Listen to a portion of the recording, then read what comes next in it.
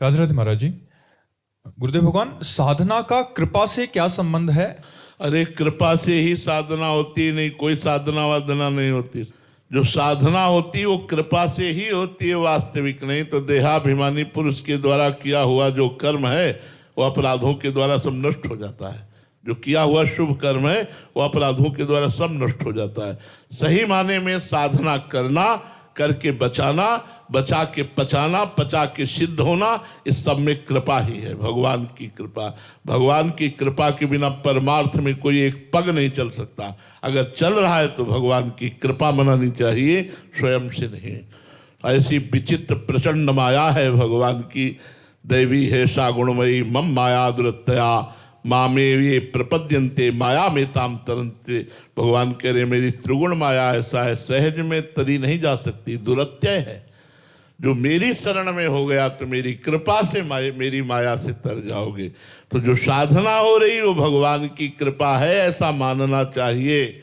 भगवान की कृपा से साधना शुरू होती है, साधना बढ़ती है, साधना परिपक्व होती है और सिद्ध पुरुष हो जाता है। कृपा ही सब कुछ है, साधना में हमारा कोई बल नहीं, केवल कृपा ही कृपा है, ऐसा साधक को समझना चाहिए।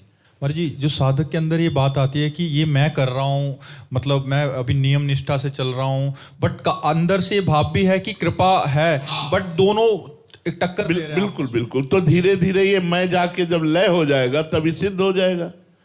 जब ये मैं का पक्ष लय हो जाएगा और केवल कृपा रह जाएगी तो ये परिपक्व साधक हो गया। जब तक मैं चलता है तब तक साधना चलती है मैं मिटाने की, और मैं मिट गया, मैं समर्पित हो गया, फिर क्या यंत्रवत भगवान के द्वारा उसकी चेष्टाएं होती रहती हैं। और दूसरों को भी फिर महाराज जी देखने, आंकलन करने लगते, मैं तो 50,000 नाम जब करता हूँ, ये तो अब पतन हो जाएगा, अब पतन हो जाएगा, अब साधक गिरेगा।